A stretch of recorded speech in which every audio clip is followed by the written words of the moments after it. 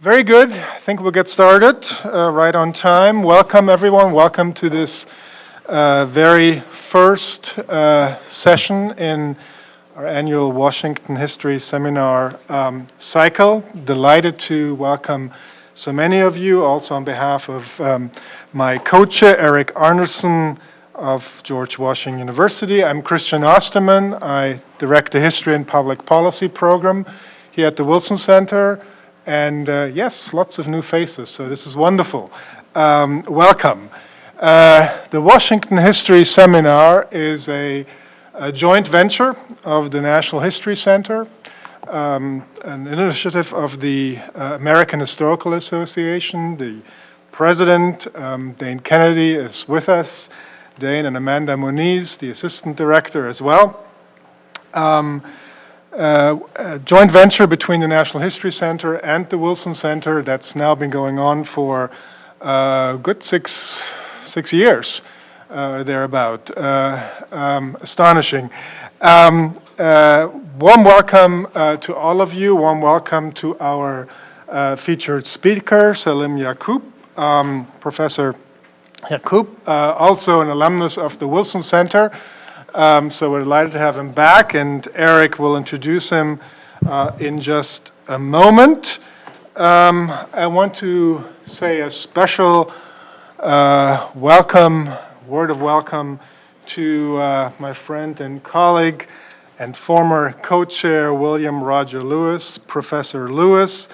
We're honoring Roger at this lecture. This is the inaugural William Roger Lewis lecture at the Washington History Seminar. Every year, the first lecture in September will be named after Roger, honoring his commitment, support, vision, and engagement for this seminar. Roger Lewis, of course, well known to you as a past president of the American Historical Association, past president of the National History Center, editor-in-chief of the Oxford History of the British Empire, former chairman of the Historical Advisory Committee, and we're at the Wilson Center also proud to say an alumnus of the Wilson Center and currently a global fellow with the Wilson Center. The Washington History Seminar really owes so much to his vision and support, and so we're all grateful to you, Roger, and delighted to have this annual William Roger Lewis lecture at the Washington History Seminar. I would be remiss in not thanking our sponsors.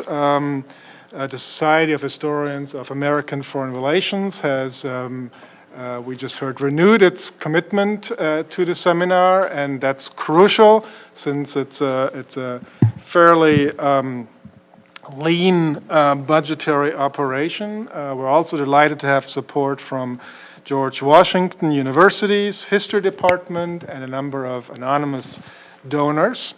We thank them for their support. Finally, if you have a cell phone, please try to turn it off so we don't get interrupted. And with that, I think we're on to, a really, really exciting fall program, and to look very much forward to this lecture by Salim. Eric. Thanks, Christian. It's great to see you all out on this beautiful afternoon for our inaugural seminar of the academic year 2016-17 period. And it is my privilege and honor to introduce this afternoon's speaker, Salim Yaqub, who is professor of history at the University of California, Santa Barbara, where, despite perfect weather, he manages to be an extremely productive and important historian. He is the director of Santa Barbara's Center for Cold War Studies and International History. He's the author of Containing Arab Nationalism, the Eisenhower Doctrine, and the Middle East, published by the University of North Carolina Press in 2004, a number of articles and book chapters on U.S. involvement in the Middle East. And his new book, Imperfect Strangers, Americans, Arabs, and U.S. Middle East Relations in the 1970s, was just published by the Cornell University Press this very month, or even days ago, I think, is the official release date. But if you haven't seen them coming in, the books are on display outside and are available for purchase when we break up this seminar in an hour and a half. Today he will be speaking on the topic of this book, Imperfect Strangers, Americans, Arabs, and the Middle East Relations in the 1970s. Professor Yaqub. Well, thank you very much. I think I'll remain seated if that's okay with everybody. That's more comfortable for me, and also if I stand, I'll reveal more evidence of today's weather and of my recent stroll over from Foggy Bottom. This is good weather by Washington standards compared to what we've had, so just telling you. Thank you very much for that warm introduction, Eric. I'm very appreciative of you and of Christian and Amanda for setting up this event. I was deeply honored to be asked to deliver a lecture in the name of William Roger Lewis, and I'm even more honored to do so in his presence. So this is really wonderful, and it's great to see so many of you here. I have very fond memories of the Wilson Center. I was a fellow here in 2007 to 2008, and in fact, the first chapter I wrote, not the first chapter in the book, but the first chapter I wrote was written in this building. And I see many old friends from the Wilson Center and from other parts of DC, so it's, and many other people whom I am eager to get to know. So it's a real honor to be here. Thank you. So I'd like to start by offering a brief overview of the scope and argument of the book. I'll then spend the rest of my time exploring one of the main themes of the project. My book examines U.S. involvement in the Arab world in the 1970s. This is a multidimensional study that looks not just at political and diplomatic relations, but at cultural, psychological, and demographic exchanges as well. It argues that the 70s were a pivotal decade in the evolution of the U.S. Arab relationship, a time when Americans and Arabs became an inescapable presence in each other's lives and perceptions, when members of each society came to feel profoundly vulnerable to the political, economic, cultural, and even physical encroachments of the other. It was also in those years that fundamental patterns were established, setting out much of the tone and substance of U.S. Arab relations as they have unfolded in subsequent decades. In the years since the 1970s, a peculiar irony has marked the U.S. Arab relationship. In foreign affairs, we've seen extraordinary and often escalating antagonism between the official policies of the United States and much of Arab society. Domestically, however, Arab Americans and Muslim Americans have become increasingly recognized as an integral, if highly contested, part of the American community, and important sectors of the U.S. intelligentsia, though by no means all of them, have become more respectful of Arab perspectives on political and cultural issues. I argue that it's impossible to understand this odd state of affairs without studying the events of the 1970s. In that decade, Americans and Arabs came to know each other as never before. The decline of European power and influence in the Middle East, the increase in U.S. military and economic assistance to Middle Eastern countries, the growing centrality of the United States to Arab-Israeli diplomacy, and the expansion of U.S. trade with and investment in the region all dramatically raised America's profile in the Arab world, a transformation coinciding, ironically, with a relative decline in U.S. power and influence in most other areas of the globe. Meanwhile, the rise of international terrorism, the Arab oil embargo of 1973 to 1974, the related increases in the price of Middle Eastern oil, the growing visibility of petrodollars in American life, and rising levels of immigration from the Middle East, all forced ordinary Americans to pay closer attention to the Arab world. Among both Arabs and Americans, the sense of growing mutual dependence called forth a range of responses. Some sought to rationalize that dependence through accommodation and compromise, others to break out of it through confrontation and coercion. In the mid-1970s, many Arab actors seemed optimistic that they could parlay their new leverage into a broad accommodation with the United States, entailing a fuller integration of Arab nations into the global economy and a settlement of the Arab-Israeli conflict on terms acceptable to the main currents of Arab public opinion. Important segments of the American political establishment, confronting the perceived limits of U.S. global power, themselves believed that such an accommodation was necessary. Events in the second half of the 1970s, however, thwarted these hopes. The U.S.-sponsored peace process between Egypt and Israel enabled Egypt to recover the Sinai Peninsula, but it left Israel in possession of the other territories it had occupied in the 1967 Arab-Israeli War, and so most Arabs angrily rejected it. Lebanon's vicious civil war absorbed the energies and resources of surrounding Arab countries, exacerbated rivalries among them, and eroded their strategic leverage on the global stage. At the end of the decade, a series of upheavals involving mostly non-Arab actors, the Iranian Revolution, the Soviet invasion of Afghanistan, the outbreak of the Iran-Iraq War, deepened the Arab world's own polarization and instability, placing the hoped-for accommodation further out of reach. By the early 1980s, U.S. Arab relations were settling into patterns that would persist over subsequent decades and into the 21st century. Strategic alignment between the United States and Israel, escalating terrorist attacks by non-state Arab actors, repeated U.S. military interventions in the Arab world, and rising anti-American sentiment in the region. Ironically, however, even as the hopes for U.S. Arab accommodation dwindled in the second half of the 1970s, Americans of Arab descent were achieving unprecedented visibility and a measure of acceptance within the United States. Largely because of the immigration reforms of the mid-1960s, which permitted a marked increase in immigration from third world countries, Arab American communities grew rapidly in the 1970s. This population growth, combined with the political ferment sweeping the Arab world, including the Arab diaspora after 1967, encouraged a new assertiveness among Arab Americans. And in the 1970s, there was a marked upswing in political activism within that community. In the early years of the decade, these efforts had made little impact on general American attitudes.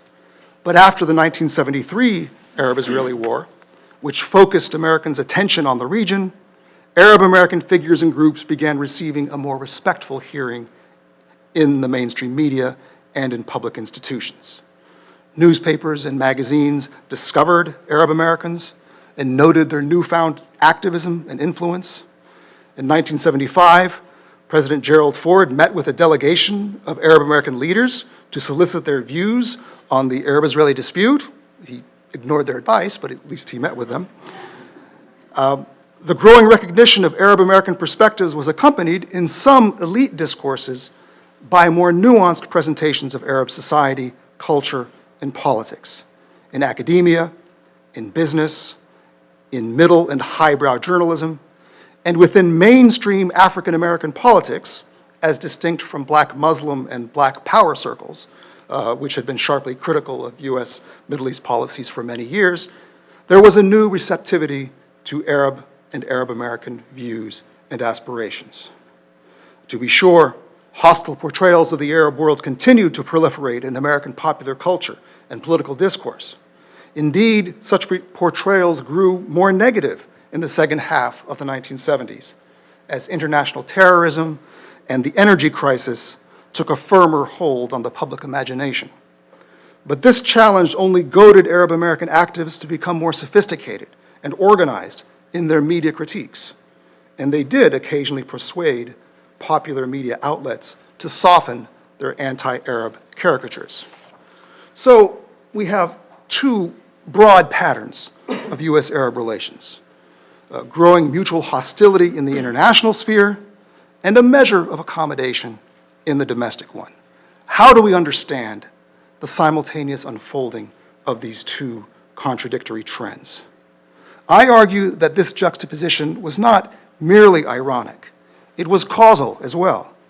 The geopolitical developments that widened the political rift between the United States and the Arab world sometimes had the effect of humanizing Arabs to American audiences.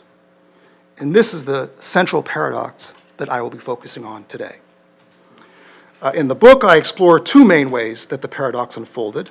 The first pattern, which I won't discuss at length today, concerns the growing importance of Arab petrodollars in American life during the 1970s. I liked Mad Magazine growing up. A phenomenon that drew a mixed reaction from Americans. After 1973, oil-rich Arab states invested extensively in American properties and institutions, arousing nativist fears that wealthy Arabs were buying up America and gaining a chokehold over the economic, political, and cultural life of the nation. Yet some Americans saw the influx of petrodollars as beneficial to the U.S. economy and indeed to global stability. And meanwhile, Arab investment in Middle East studies programs in American universities helped to propagate more nuanced and fully rounded views of Arab society. So that's one example of the paradox, which I do explore at some length in the book. The other paradoxical pattern, and this one I will focus on in my talk, concerns U.S. efforts to address the Arab-Israeli conflict and the impact of that diplomacy on both the international and the domestic realms. In the 1970s, the U.S. government committed itself to a negotiating strategy that sometimes intentionally and sometimes unintentionally more or less guaranteed that Israel would retain substantial portions of the territories it had occupied in the 1967 war. Arab public opinion, not surprisingly, grew ever more antagonistic toward U.S. policy. Yet the diplomatic maneuverings that facilitated Washington's negotiating strategy had a secondary, contrary impact. They afforded Americans a somewhat more sympathetic view of Arab actors and their concerns. So even as Americans and Arabs increasingly found themselves on a collision course internationally, what I call Arab-friendly constituencies were taking firmer root in the United States. So let me just give you a brief background on the Arab-Israeli conflict. As I'm sure you know, in 1967, Israel won a lopsided victory over its Arab neighbors, seizing the Sinai Peninsula and Gaza Strip from Egypt, the Golan Heights from Syria, and the West Bank from Jordan. Following the war, Israel and the Arab states were at an impasse over how to deal with the situation. Israel insisted that if the Arab states were to recover any of their territory, they'd first have to recognize Israel and negotiate with it over the extent of any Israeli withdrawal. The Arab states demanded that Israel withdraw immediately and unconditionally from all of the land seized in 1967 without any prior guarantees, prior recognition or negotiation. This impasse persisted until October 1973, when Egypt and Syria launched a military offensive against Israeli positions in the Sinai Peninsula and the Golan Heights. Although Egypt and Syria fought much better than anyone expected, both countries eventually suffered a military defeat. Politically, however, the Arab offensive succeeded in that it convinced the international community that the status quo in the Middle East was untenable. For one thing, the war sharply exacerbated Cold War tensions, bringing the United States and the Soviet Union closer to the brink of nuclear confrontation. Not to the brink, but closer to it. For another, during the war, a number of oil-producing Arab states imposed an embargo on oil shipments to the United States and some Western European countries, causing considerable dislocations to the global economy. In the months following the 1973 war, a de facto coalition emerged consisting of the Soviet bloc, several Arab states, some Western European countries, and much of the Third World. All of these countries favored a comprehensive settlement to be achieved in a relatively short order, involving Israel's withdrawal to the pre-June 1967 lines in exchange for the Arab countries' recognition of Israel. There were a number of conceivable ways in which such a settlement could be accomplished, but the most frequently mentioned scenario was an international conference in Geneva at which all the parties to the dispute, along with the great powers, would meet to hammer out a timetable for an Israeli withdrawal to the 1967 lines. Initially, though, there was some uncertainty about what role the Palestinians might play in such a settlement. One obstacle to Palestinian participation was the fact that King Hussein of Jordan claimed to speak for West Bank Palestinians, a stance strongly rejected by the Palestine Liberation Organization, or PLO, led by Yasser Arafat. So even if the Israelis could be induced to withdraw from the West Bank, it was not clear to whom the territory should be handed over. Another obstacle was the fact that as of late 1973, the PLO was still formally committed to establishing a non-sectarian democratic state in all of Mandate Palestine, in which Muslims, Christians, and Jews enjoyed equal political and legal rights. Whatever the theoretical merits of this vision, it was obviously a non-starter as far as Israel, the United States, and most of the international community were concerned. Starting in 1974, however, both of these obstacles, King Hussein's claim to speak for the Palestinians of the West Bank and the PLO's rejection of Israel, began to diminish, making it possible to envision a role for the Palestinians in an overall settlement of the Arab-Israeli dispute.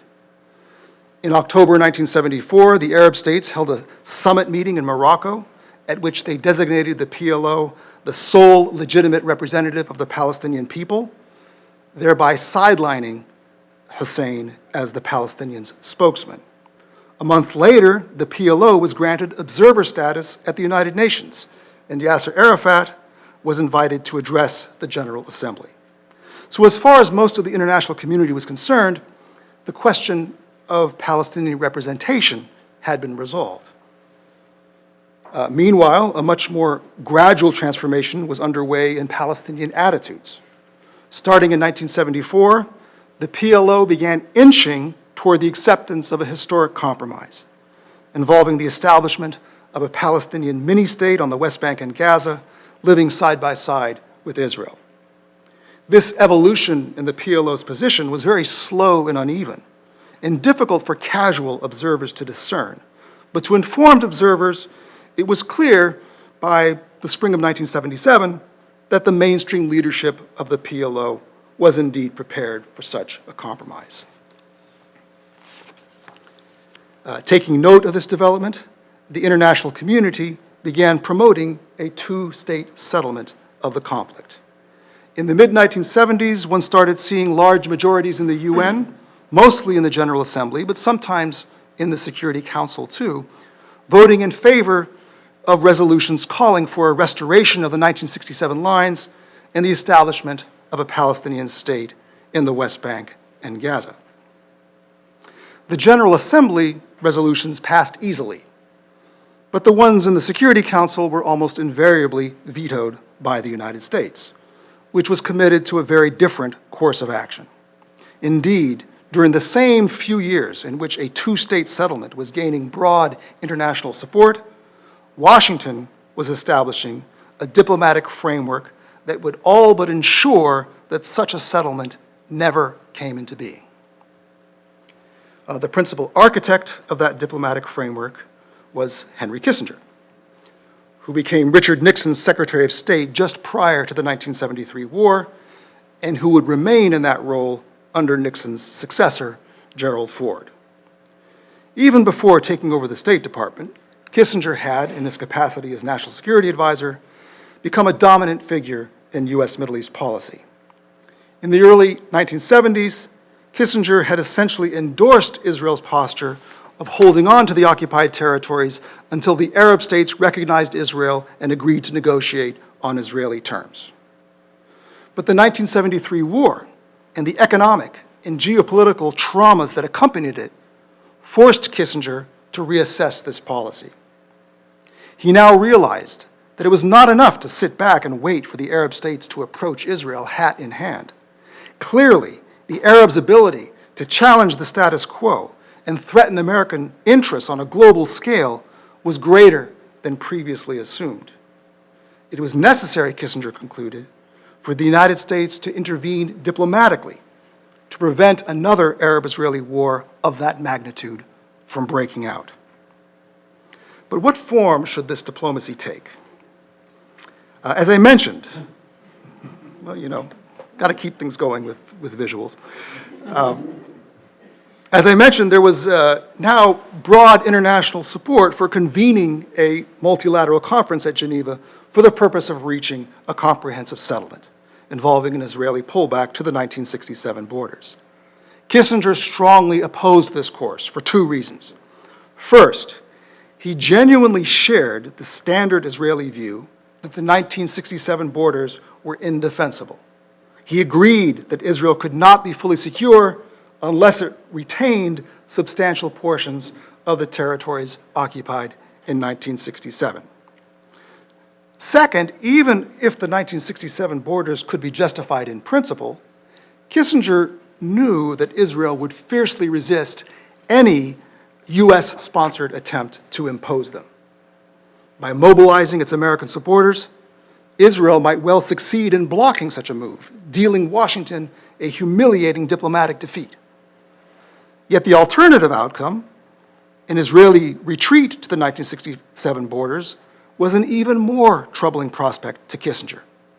Such a result, he told President Ford in September 1974, would be demoralizing to Israel, like what was done to Czechoslovakia in 1938.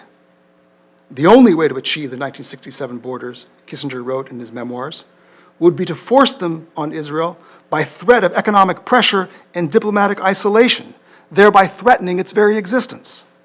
Kissinger was unwilling to do this to, as he wrote, an ally so closely linked with my family's fate in the Holocaust.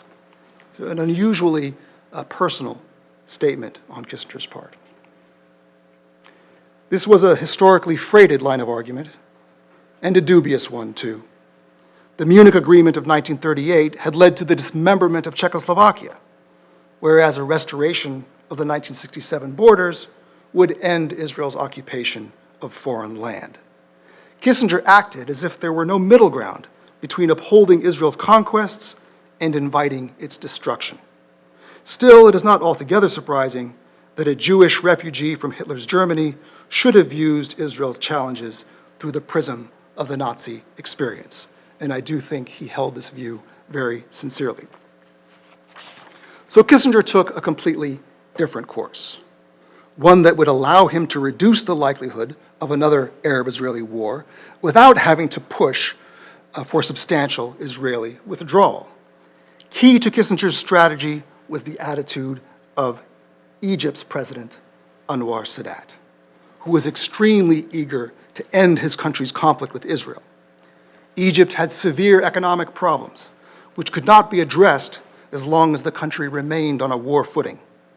Kissinger sensed that Sadat was so desperate to end the conflict that he just might be willing to conclude a separate peace agreement with Israel, even if this meant being isolated from the rest of the Arab world. It was also evident that Sadat wanted to take Egypt out of the Soviet orbit and orient it toward the United States instead. Kissinger's strategy was to capitalize on Sadat's attitude and draw Egypt into a separate peace agreement with Israel. With Egypt thus removed from the conflict, the remaining Arab states would find it much harder to go to war with Israel, at least on any massive scale. As Kissinger confided to Israeli leaders in February 1974, once you have taken Egypt out of confrontation with you altogether, the capability of Syria without Egypt to cause trouble is reduced. Then you face only Syria. Egypt's neutralization would dramatically reduce the likelihood of another shock to the international system like the one that occurred in 1973. So Kissinger launched his famous shuttle diplomacy, which lasted from late 1973 until late 1975. The diplomacy unfolded over a broad plane involving not just Israeli-Egyptian relations, but also a disengagement agreement between Israel and Syria, and at least exploratory contacts between Israel and Jordan. But Egypt was the focus of Kissinger's efforts. The result was an incremental peace process in which Egypt gradually reduced its state of belligerency against Israel in exchange for Israel's withdrawal, or gradual withdrawal, from portions of the Sinai. The culmination of Kissinger's shuttle diplomacy was the Sinai II Agreement of September 1975, in which Egypt regained a chunk of territory in the western Sinai in return for its pledge that it would never again use force to resolve its remaining disputes with Israel. For all practical purposes, though not yet formally, Egypt had removed itself from the Arab-Israeli conflict.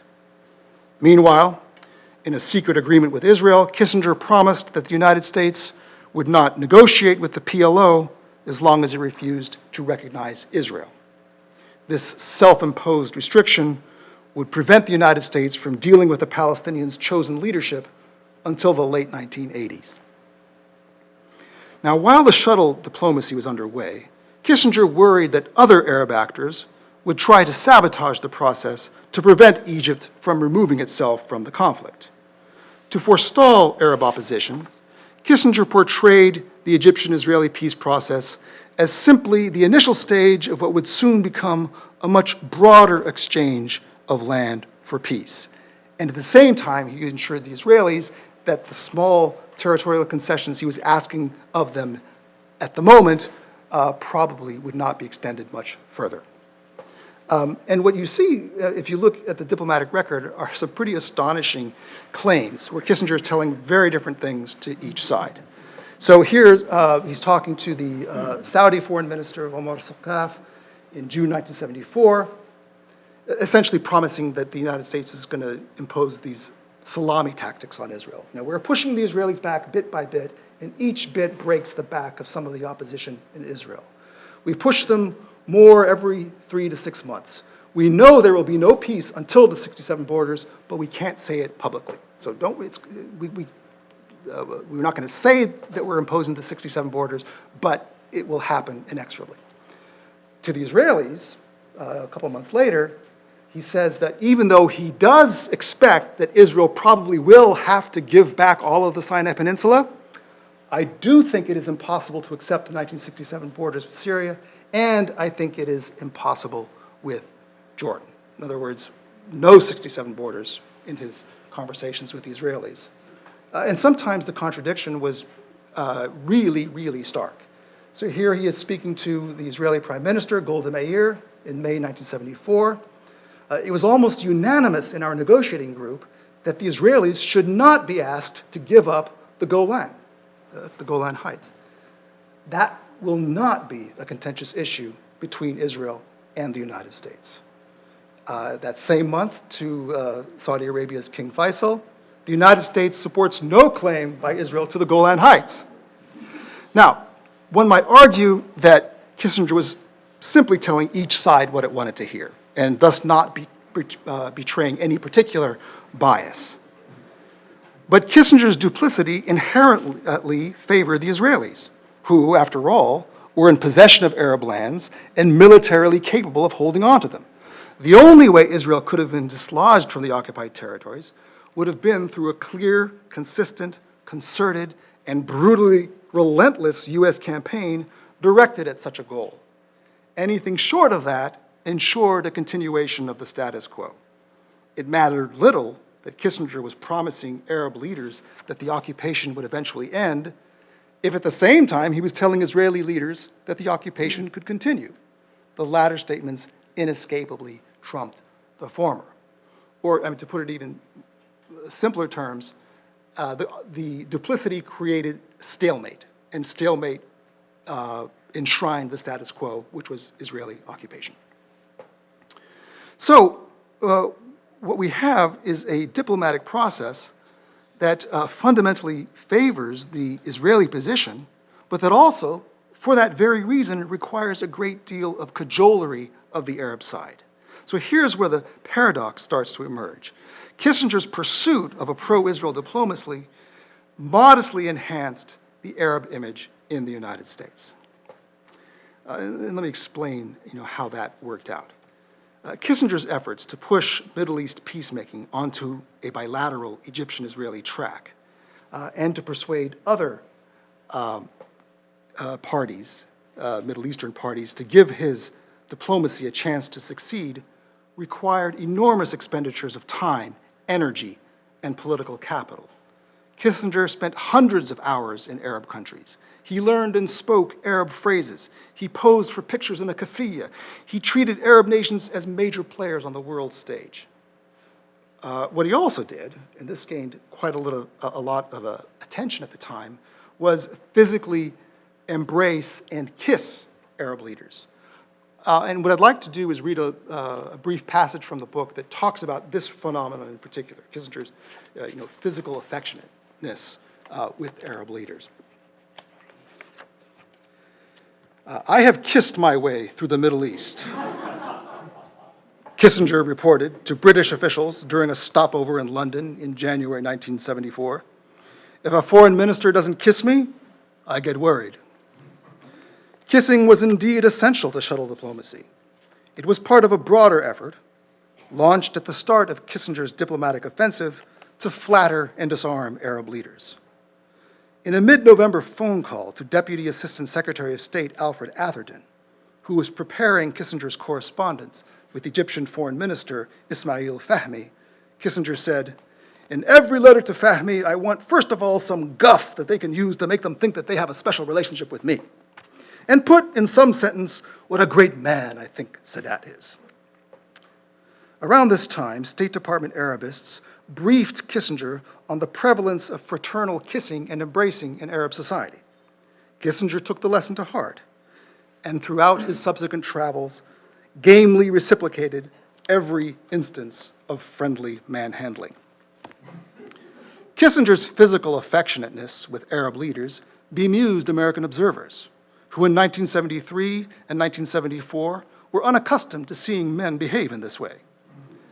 Apart from the inevitable snickering about homosexuality, the standard gloss among American journalists was that such chumminess came at Israel's expense, that Kissinger, as the joke went, was kissing the Arabs and screwing the Israelis.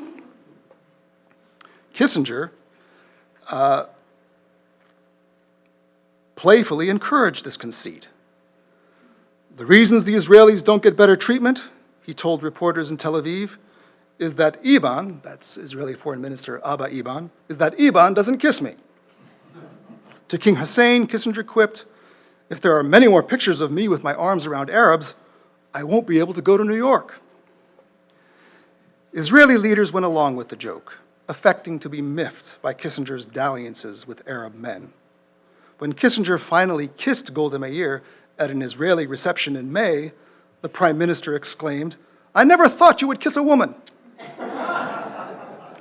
"I wonder who's kissing her now," Iban chimed in. He was quick-witted. Kissing the Arabs was serious business, of course, and it hardly redounded to Israel's detriment. It helped to create a diplomatic atmosphere in which it would be easier for Sadat to move toward a separate peace and harder for other Arab leaders to grasp what was happening until it was too late for them to unite in successful opposition to Egypt's diplomacy. "My strategy is to keep the Arab world divided," Kissinger confided to Meir in May. "When I kiss Sadat, understand that objective." Now, I think Meir and other Israeli leaders did understand Kissinger's objective, but ordinary Israelis and many American supporters of Israel were alarmed by Kissinger's coziness with Arab leaders. Such atmospherics did create the impression that the United States favored the Arab side of the dispute. At the same time, and for that very reason, Kissinger's respectful treatment lent some legitimacy to Arab perspectives and encouraged American news outlets to treat them with greater respect.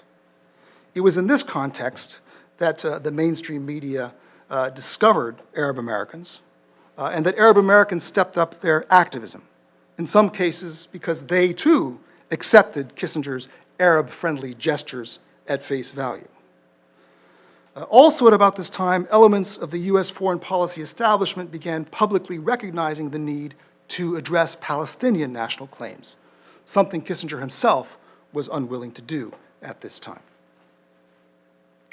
A case in point was a report that the Brookings Institution issued in December 1975, outlining a comprehensive scenario for resolving the Arab-Israeli dispute. The report called for Israel's withdrawal from virtually all of the occupied territory, for Arab recognition of Israel, and for the establishment of either an independent Palestinian state or an autonomous Palestinian entity federated with Jordan. Now, these ideas were quite antithetical to Kissinger's own approach to addressing the Arab-Israeli impasse. But as I show in the book, Kissinger himself put some of them into circulation, not because he believed in them, but rather as a way of pressuring Israel to make the much more modest concessions necessary to persuade Egypt to end its conflict with Israel. So the very act of pursuing a fundamentally pro-Israel policy caused Kissinger inadvertently to give some impetus to forces that could challenge his own policy. And as we move into the next administration, and I will discuss this very briefly, the administration of Jimmy Carter, we see the interplay of these two main approaches, the bilateral Egyptian-Israeli strategy favored by Kissinger and the comprehensive strategy envisioned in the Brookings Institution report. The result was the triumph of the former over the latter. That is, the triumph of bilateralism over comprehensiveness. When Carter became president in early 1977, he was actually determined to abandon Kissinger's bilateral approach and push instead for a comprehensive settlement like the one the Brookings Institution had advanced, to be achieved by convening an international conference in Geneva, the old Geneva scheme. Though not quite ready to endorse a Palestinian state, Carter did support a Palestinian homeland, perhaps in confederation with Jordan. Again, this is very closely following the terms of the Brookings Institution report. And Carter's national security advisor, Zbigniew Brzezinski, was an author of the Brookings report. As Carter soon discovered, however, three crucial actors, Egypt, Israel, and Israel supporters in the United States, had a vital stake in Kissinger's bilateral approach and were prepared to take extraordinary measures to prevent its abandonment. The attack on Carter's policy was two-pronged. First, the Israeli government and its American supporters mounted a vigorous information campaign against Carter's plans for a Geneva conference. Their opposition focused on two main issues: the Carter administration's efforts to include the PLO in some way in the negotiations, and also the administration's willingness to allow the Soviet Union to play a meaningful role in the process. And in particular, there was a joint U.S.-Soviet communique issued in October 1977 announcing that this conference would take place, which generated a huge amount of criticism in the United States. The intensity of the Israeli and pro-Israeli criticism was much greater than anticipated, and Carter, taken aback by the pressure, began watering down his own proposal in ways that favored the Israeli side. So now came the second prong of attack on Carter's policy. Anwar Sadat, who had grown impatient with the politicking surrounding the preparations for Geneva, made his famous announcement that he would go to Jerusalem to meet directly with Israel's leaders. Sadat's stunning gesture transformed the whole atmosphere for Arab-Israeli diplomacy, creating a situation in which Carter basically had no choice but to set aside his plans for Geneva and to commit himself to the old bilateral track. The result was the Camp David peace agreement of 1978, in which Egypt regained the rest of the Sinai in exchange for signing a formal peace treaty with Israel. Now, there were some provisions for negotiations over Palestinian autonomy in the West Bank and Gaza, but they never went anywhere, and Camp David essentially was a separate peace between Egypt and Israel. Egyptian power was officially removed from the Arab-Israeli equation, and the likelihood of another full-scale Arab-Israeli war was dramatically reduced. So although Camp David is often cited as one of Carter's few unambiguous foreign policy successes, it can just as easily be described as the triumph of Kissinger's strategy over Carter's initial hopes for a comprehensive settlement. And although most Americans enthusiastically celebrated Camp David, it was bitterly condemned throughout the Arab world, and the rift between the U.S. government and Arab public opinion grew even wider than before. But again, we see that same paradox. Even as Camp David intensified the animosity between the United States and the Arab world on the international plane, it caused some Americans at home to take a more sympathetic view of Arab and Palestinian aspirations. As in the previous case, the process was helped along by a public charm offensive, this time by Anwar Sadat. In the months leading up to the Camp David summit meeting of 1978, Sadat launched an extended campaign to woo the American public. He visited the United States, held meetings with President Carter and congressional leaders, granted numerous interviews and press conferences, appeared frequently on American television. His memoir, In Search of Identity, was published in English by Harper and Row. In all of these settings, Sadat projected an extremely appealing public persona: affable, urbane, moderate, eager for peace, a much more favorable image than the one presented by his main counterpart and rival, Israeli Prime Minister Menachem Begin, who, in comparison, seemed rigid and unimaginative. The most direct impact of Sadat's charm offensive was to cause more and more Americans to look favorably on Egypt in particular, and to see Egypt's diplomatic positions as more reasonable than Israel's. But there was a spillover effect whereby attitudes toward the Arab world as a whole became somewhat more favorable. Now, we should keep this in perspective. U.S. attitudes remained overwhelmingly pro-Israel. Basically, what happened was that in public opinion surveys, the percentage of respondents saying that they favored the Arab side over the Israeli side went from single digits to double digits. Still, there's some irony in the fact that a diplomatic process that was alienating the Arab world from the United States was also generating some pro-Arab sentiment at home. The Sadat effect was especially paradoxical when it came to the Palestinian cause, which Arab opinion leaders universally accused Sadat of betraying. Despite that criticism, in large measure because of it, Sadat repeatedly insisted in public that no final Arab-Israeli settlement would be viable if it failed to address Palestinian claims. Now, Sadat's main objective was recovering the Sinai Peninsula, but to achieve that goal, he felt he needed to placate Arab opinion, and the best way to do that was to show that he hadn't forgotten the Palestinians. Sadat didn't succeed in quieting the Arab criticism, especially when it became clear how little he had achieved for the Palestinians, but his public rhetoric did help to elevate the Palestinian issue within the United States and to persuade more and more Americans that Palestinian claims lay at the heart of the dispute. So here again, a diplomatic process that widened the geopolitical rift between the United States and the Arab world helped to generate more favorable domestic attitudes regarding Arabs and Palestinians.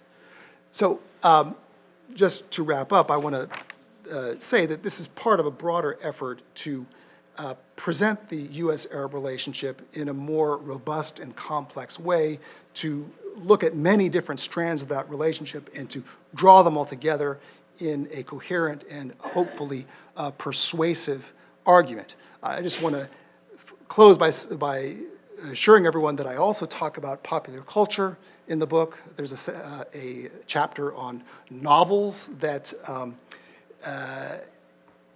American writers produced concerning the Arab world, including a novel written by former Vice President Spiro Agnew. Now, those of you who are old enough to have a personal recollection of this figure's role in public life, and I'm just old enough to be in that category, should recognize how alluring that prospect is. So I hope you'll look at the book and enjoy this part of it as well. So I thank you for your attention and look forward to continuing the conversation with all of you.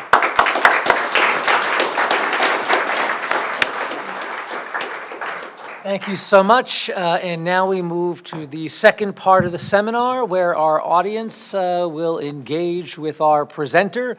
We ask several things. First, that you wait till the microphone reaches you before you speak, that you use the microphone so everyone can hear you, and that you identify yourself before you launch into your question. So, someone will start us off. We have a hand back here in the back row, if our microphone can reach it.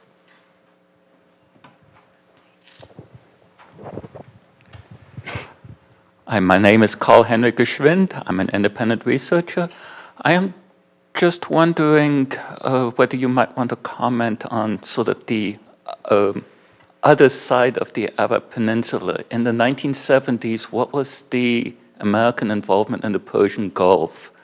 Did the need to defend against Iran play a role yet in the 1970s and in U.S. Arab relations? Okay. Are we collecting questions, or should I answer No, you them as take they them. come? Take them as they come. Okay. Yeah, great question. And yeah, the relationship between the United States and the Persian Gulf, or the role of the United States in the Persian Gulf, becomes much more vital and prominent in the 1970s. Essentially, what happens is that the principal power that the United States had been relying on to maintain stability in the region in a manner conducive to U.S. interests, Iran undergoes a revolution at the end of the decade. And so that completely scrambles the politics of the Gulf. So it's more from that point on, the United States becomes much more concerned about the stability and security of the Gulf, and it starts envisioning a direct U.S. military role. The interesting thing that happens, and this takes us into the later decade, is that with the Iran-Iraq War, the United States, although it's officially neutral in that war, and although it's antagonistic to both sides, it sees Iraq as the lesser evil and provides all sorts of support, both direct and indirect, to Iraq. So it's really toward the end of the decade that the Persian Gulf becomes a very pressing concern for the United States. Up until that time, it's relying primarily on the Shah of Iran to maintain stability. Right here in the second row in the back. Thank you. I'm Dave Rubinowitz. I'm retired. And I was wondering, in the Camp David Accords in '78, why was Gaza separated from the rest of Suez? Or from Sinai, I mean. From Sinai. Oh, well, because by that time, Egypt had essentially ceded its claim, or ended its claim to the region. I mean, it had, as you know, between the late 40s and 1967, occupied Gaza and administered it. But after it was occupied by Israel, and as the peace process unfolded, the Egyptians concluded that they really didn't have that much interest in maintaining the Gaza Strip, and so they essentially ended their claims to it. And so for that reason, it no longer became one of the territories that Israel was expected to return to Egypt. So Egypt basically didn't want it. Yes. Right up here in the front.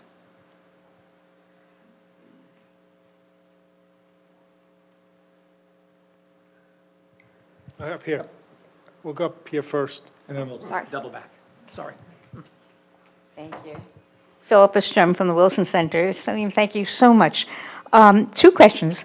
One little question. Would you please talk about why you chose the title that you did? Because it sounds as if it could have been Imperfect Friends. I mean, with them kissing each other and so on. I don't know. But the second thing is, I know you're talking about the 1970s, but pushing into the present a little bit. One of the things you said was that there was a change in the American cultural perception of the Arab world or of Arabs. So not talking about Kissinger, but talking about the average American, the media, et cetera, et cetera.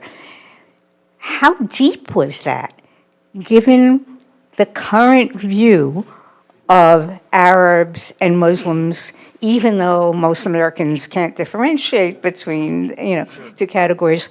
Was that only very skin deep and didn't go too far, or what do you think happened there? Okay. Yeah, the title, I guess it's precisely because they're not total strangers that I chose the title Imperfect Strangers. In other words, they're not perfect strangers, they're imperfect strangers. Imperfect in the sense that they're flawed human beings, but imperfect strangers in the sense that they are starting to get to know one another. So that's the little play on words there.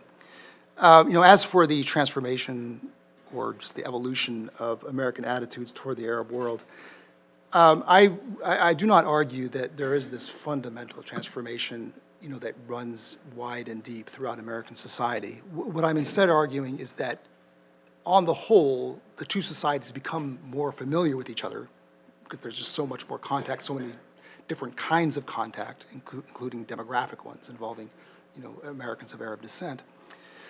And so there's more mutual awareness, and that takes a number of different forms. The way I'm kind of structuring it in the book is to think of it mainly as a dichotomy, where you have, on the one hand, there's increased animosity taking place certainly in the international realm, but also in the domestic realm, where attitudes about the Arab world and the Muslim world, which, as you suggest, are often conflated, become much more hostile. Just because there are so many more ways that Americans and people from that region are coming into conflict with each other. At the same time, there are segments of American society, especially at the elite levels, and you see this in universities, in some parts of journalism and the blogosphere, some church, Christian denominations, and so forth, elements of the think tank community. You do see pockets of the American intelligentsia much more familiar with the Arab world, and in some respects more respectful of it and willing to and eager to bring Arab perspectives before a broader American audience. Now, I don't want to exaggerate that, but it's there, it's noticeable, and I think it really is rooted in the politics of the 1970s. Right, back there with the hand, and then, okay, you, Christian. Hi, Steve Lipson from Vanderbilt. As Arab Americans became more politically active in the 1970s, what effect did this comprehensive versus Egypt-focused piece have on Arab American political activism? Were Arab Americans able to be united in their advocacy on at least some issues, or was there a sharp division between Egyptian Americans and other Arab Americans from other countries? Okay, yeah, that's a great question. I mean, I should first say, to put it in a broader context, that over the course of the 1970s, you see, in parallel with what takes place in the Arab world itself, an evolution of Arab American attitudes from a position of pretty stark rejectionism when it comes to accepting the state of Israel, to being willing to envision a political compromise. So overall, the Arab American opinion becomes more oriented toward a diplomatic settlement. Now, the diplomatic settlement that Arab Americans as a whole tend to embrace, it's along the lines of this international consensus I spoke of in my talk.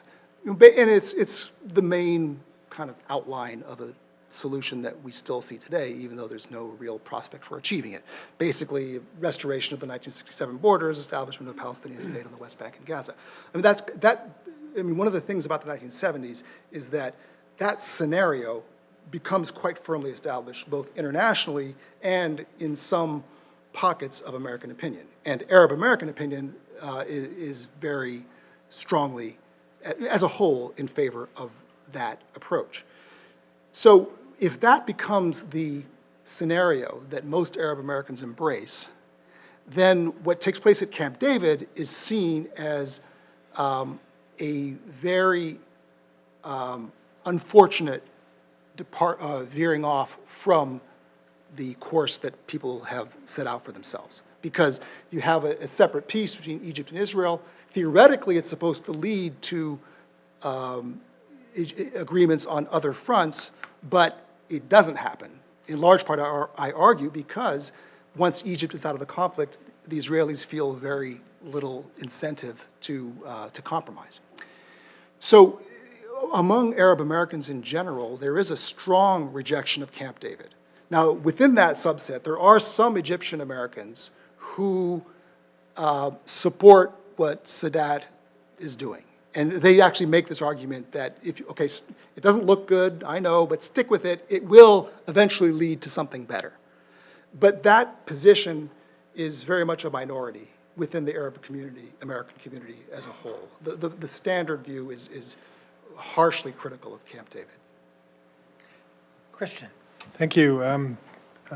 Thank you, Salim, for a great inaugural William Roger Lewis lecture, and congratulations on the book. You're here at the home of the Cold War International History Project, so I'm bound to ask a question about documents and archives. You're giving us a treatment of the U.S. Arab relationship, international history. You've talked a lot in your talk about the U.S. perspective, Kissinger, and some of the new documents that are coming out, being released.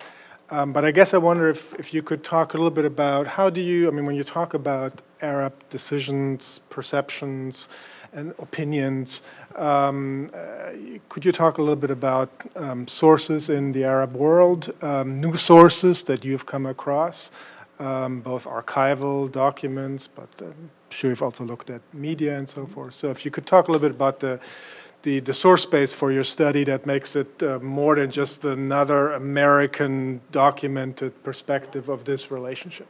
All right, that's a very good question, and one that exposes some shortcomings of my approach, which is that I did not, despite very wild ambitions at the outset, do much in the way of uncovering new Arabic sources. I just found the whole project just so daunting, in itself, that taking on this whole other aspect was, it became increasingly unrealistic to do it and finish the project in any reasonable amount of time. But others have done much better than I in uncovering and making available new Arabic language sources, new sources from newly available sources from the Arab world. So, for example, Nigel Ashton published a biography of King Hussein a few years ago, for which he was able to get access to King Hussein's personal correspondence, going all the way up to the 1990s, which was really remarkable because it filled a gap that we have as a consequence of the declassification system in the West, where typically it takes 30, 35 years for really interesting materials to become declassified from Western archives. Here we had King Hussein's correspondence with Margaret Thatcher, President Reagan, George Bush, brought right out into public view. And so that was a real signal achievement. And there are, as you know, Christian, since you have been involved in making these materials available. They're the Iraqi records that were captured in the Iraq War. And of course, there are all sorts of interesting ethical and other questions that people raise about the appropriateness of using those sources. But they are available for scholars to consult. For my first book, I was able to look at Egyptian foreign ministry records from the late 1950s, which were surprisingly candid. They were much richer than I expected to see. And I am afraid, I don't know this for a fact, but I suspect that it would be impossible to do that research in Egypt now, just because of the upheaval in Egyptian society that has occurred over the last several years. And just in general, even before the Arab Spring, there was a new mood of suspiciousness that people in the Egyptian government were showing towards scholars, especially scholars from outside of the Arab world. And so it was already starting to close down, and I think it has closed down further since the Arab Spring. So the short answer is I haven't done much in this area, and I eagerly await the work of other scholars who are looking at those sources that I've talked about.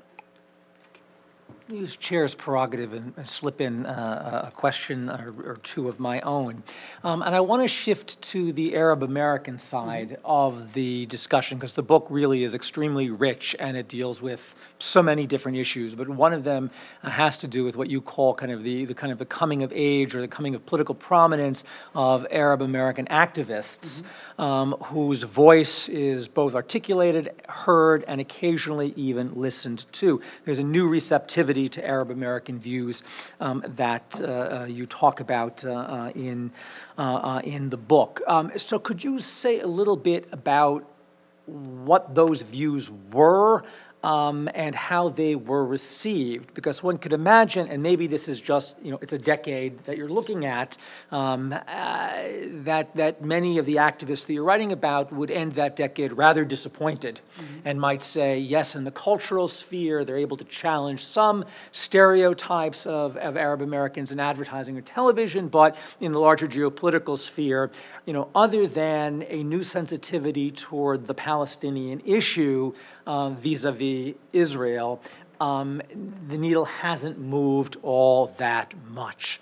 So if you could just reflect on those views and how those activists themselves felt about their experiences by the decade's end. Sure. You obviously get a very wide spectrum of views, both in terms of what they think the U.S. government should do and what they think it's possible to expect the U.S. government to do, and in terms of how they feel about their own activism and how successful it is.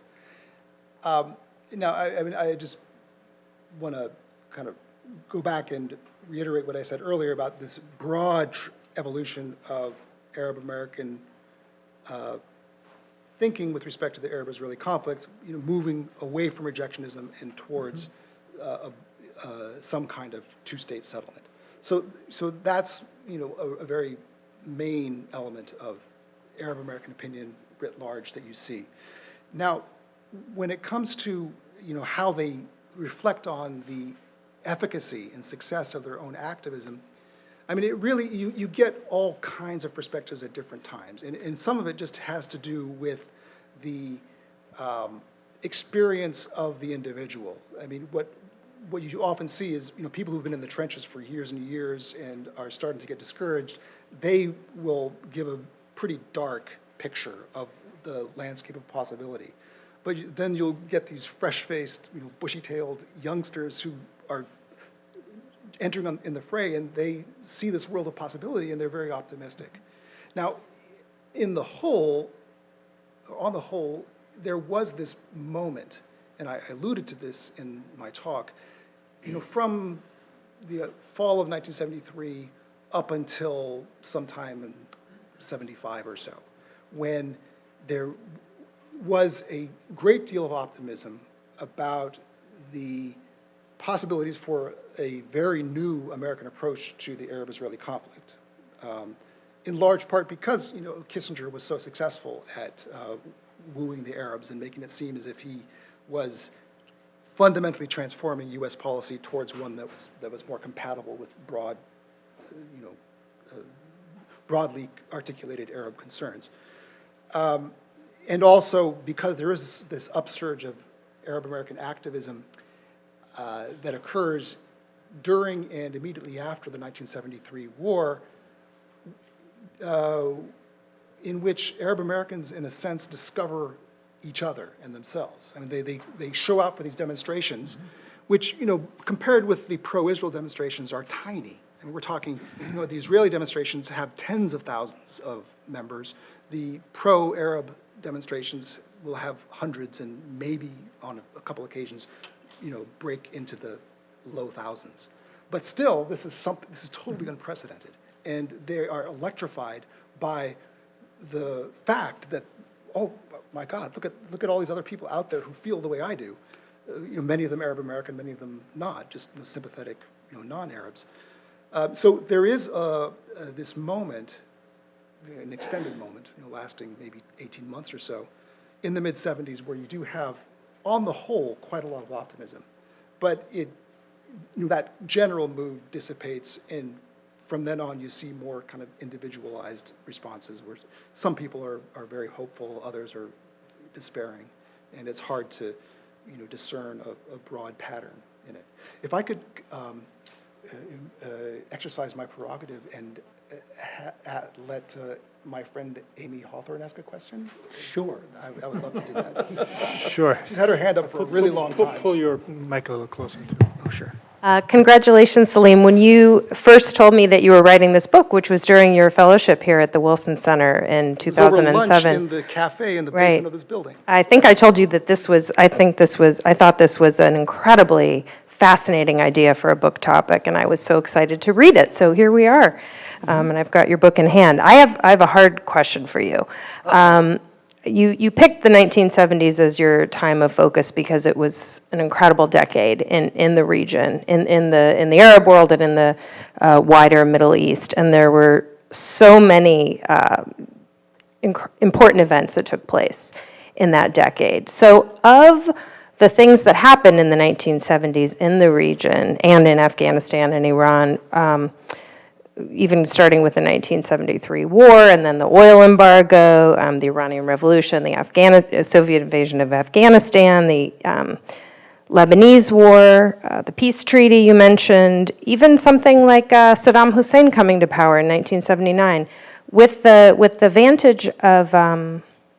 advantage of hindsight, which of these events do you think has had the most profound effect today on U.S. relations with the Arab world? Which ended up being the most influential and decisive, and kind of where we are now in our very difficult relationship with the region? My immediate answer, and I may want to give a different one after reflection, is the Camp David peace process. Because what that did was it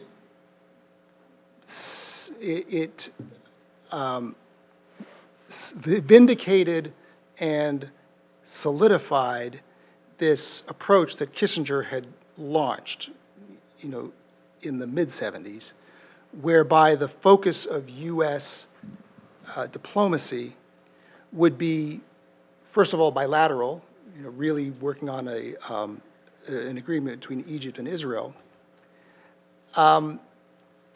and so that in itself, the fact that diplomatic energy was all siphoned into that agreement, fundamentally transformed the landscape of possibility thereafter, where Egypt is out of the conflict. The Israelis are no longer worried about military pressure coming from the southwest.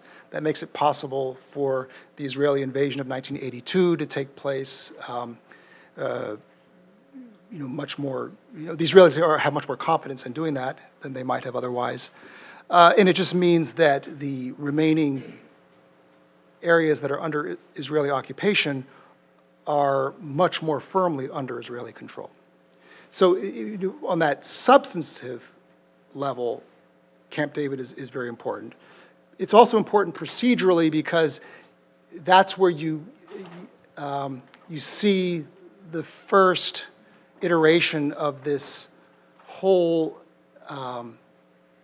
way of managing Israel's relations with the Palestinians, which has to do with, first of all, trying to find someone other than the PLO to speak for the Palestinians.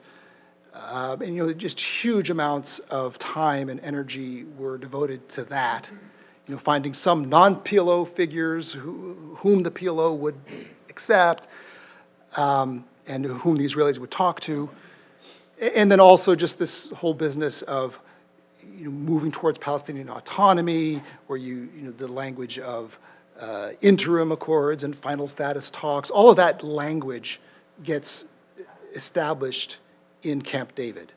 And we're still not away from it, even though the PLO did eventually get brought into the fold. So I would just, off the top of my head, I would say Camp David is my answer.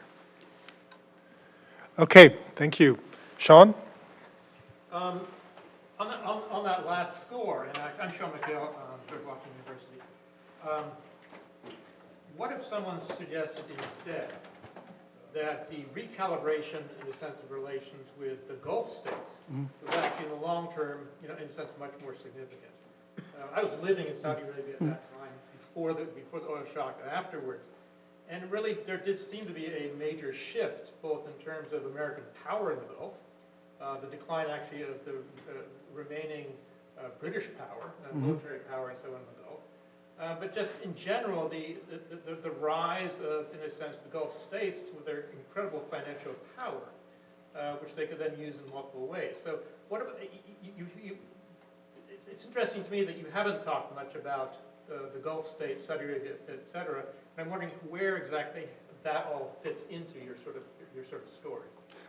Yeah, I mean, that's a very good point. And, as I said, if I were to reflect on that answer longer, I might come up with something different. And certainly a very strong argument can be made for what you have just articulated, that the real change occurs in the Persian Gulf.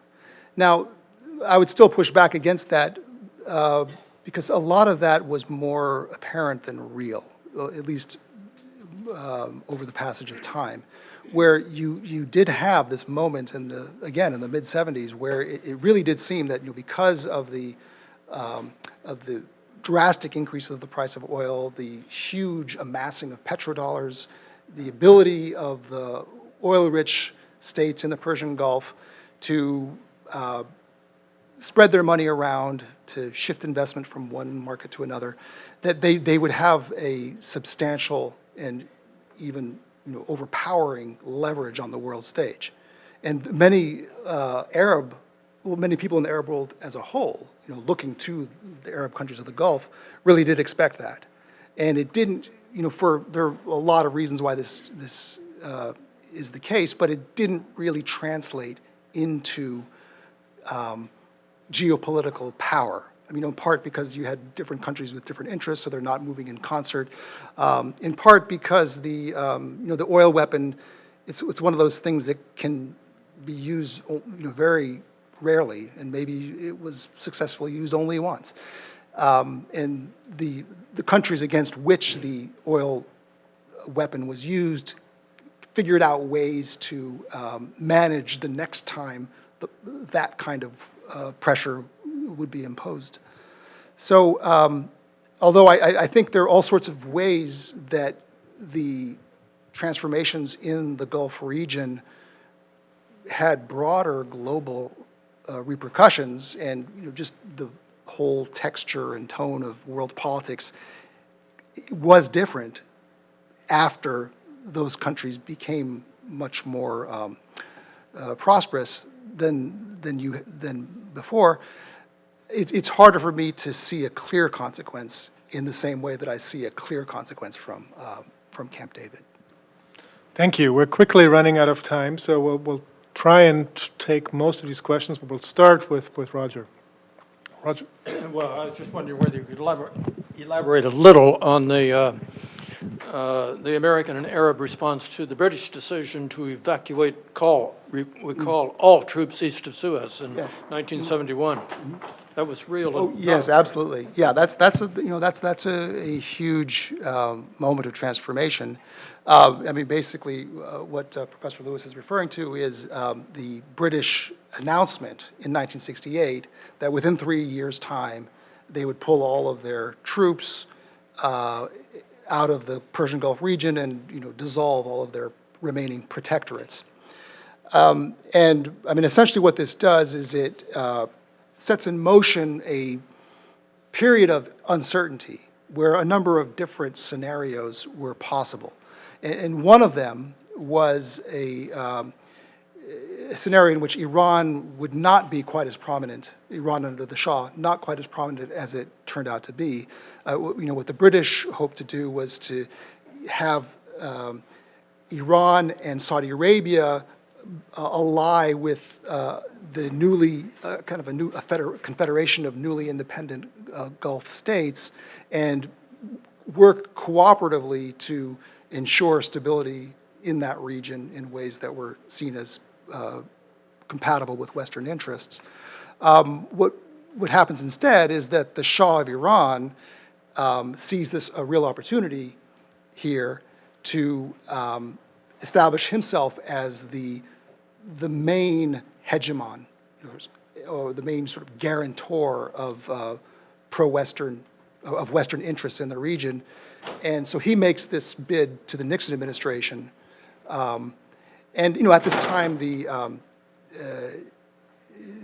United States has committed itself to the so-called Nixon Doctrine, where it, instead of committing itself to sending its own troops whenever trouble breaks out, the idea is that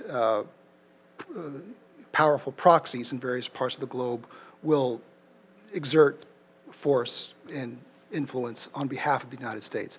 So what the Shah very shrewdly does is put himself forward as a logical cop on the beat, as people described that role at the time. And after some hesitation, the Nixon administration basically buys into that. And by 1972, the United States has very strongly thrown its support behind the Shah as the main Western hegemon in the region. And obviously a very fateful decision considering what's going to happen in 6 or 7 years. Thank you. We'll take several final questions together. We'll start with the gentleman over on the right here. Yep. Then.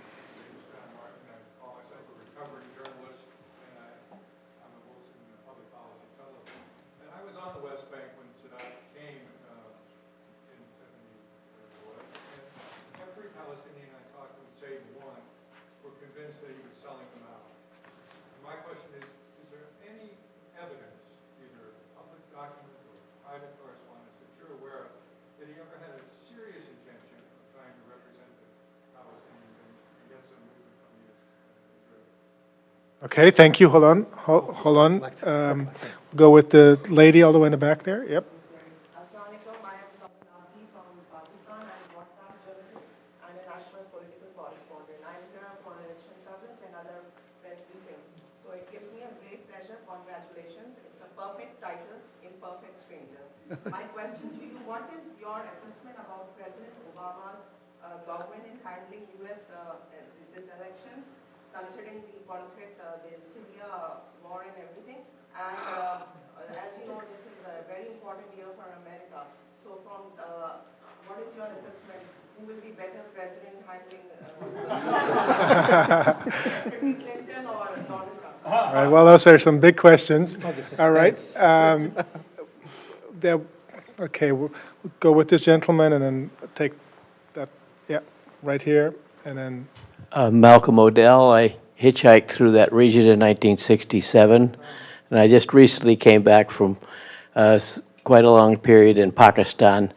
And I look at it with a degree, I'm a historian, and I sometimes buy the phrase here that it's been said that those who do not learn from history are doomed to repeat it. my little bit more sanguine view is that the one thing we learn from history is that we never learn from history.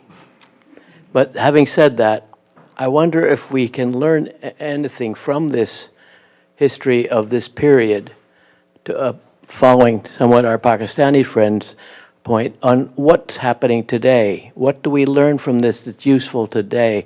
I think the ISIS, Syria, Iraq, Afghanistan issues have clouded the whole situation around Palestinian Israeli situation, which is somehow, in my mind, at the root of everything.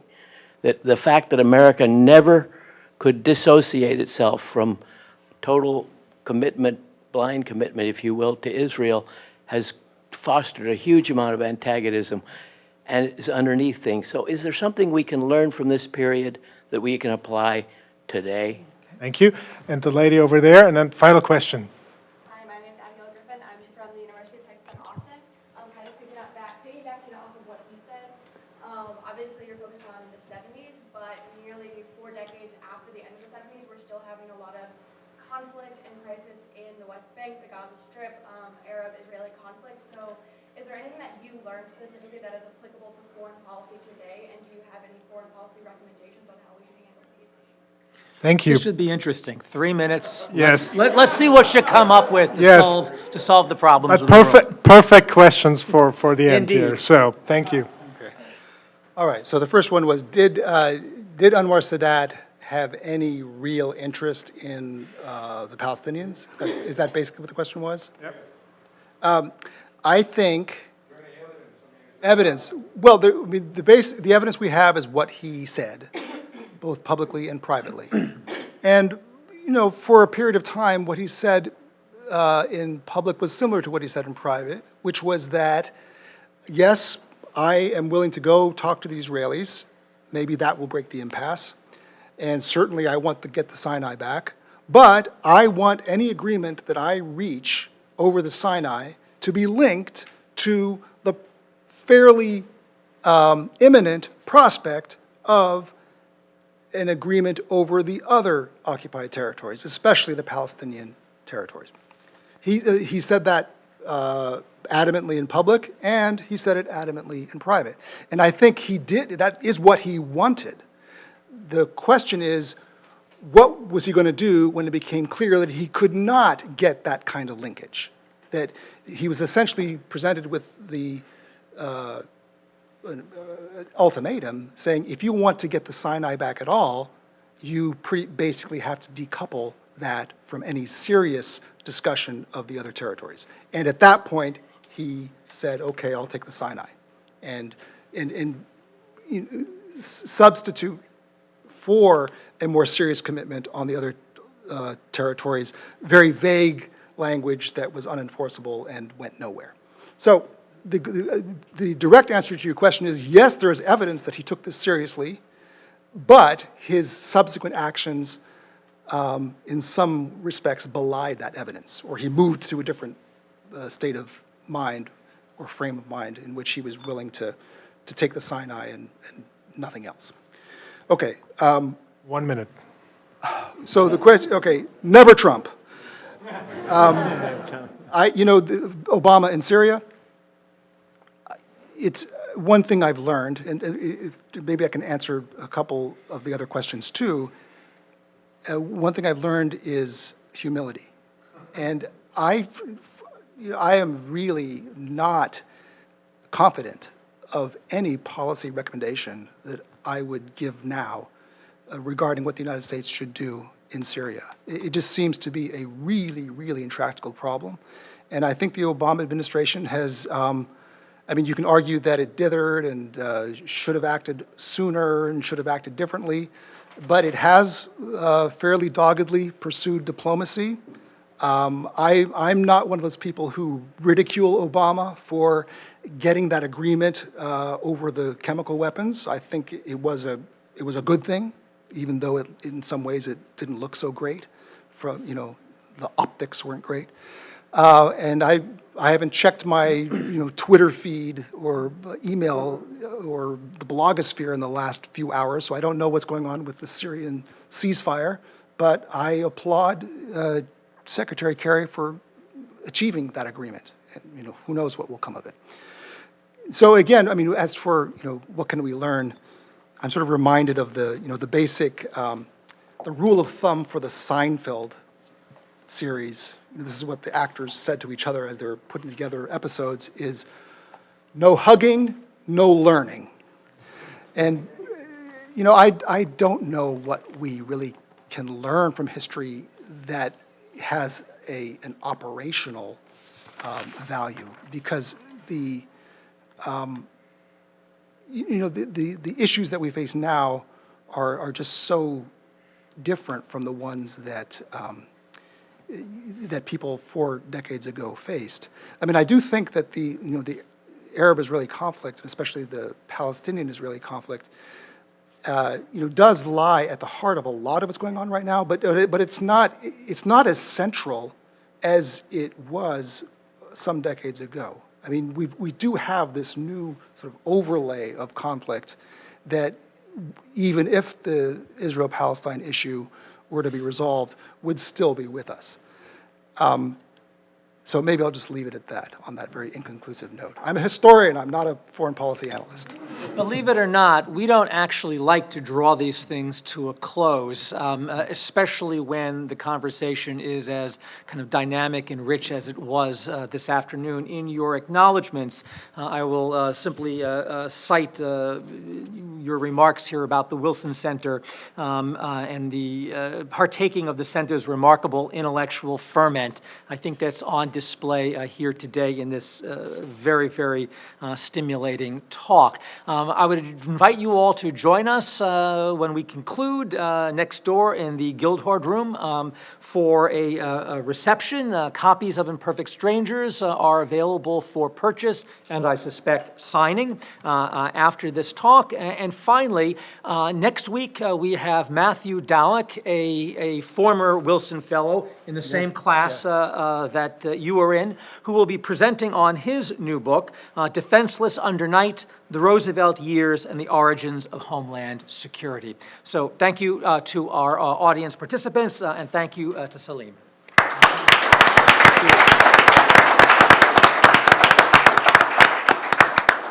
All right, thank you. Both the talk and the Q&A.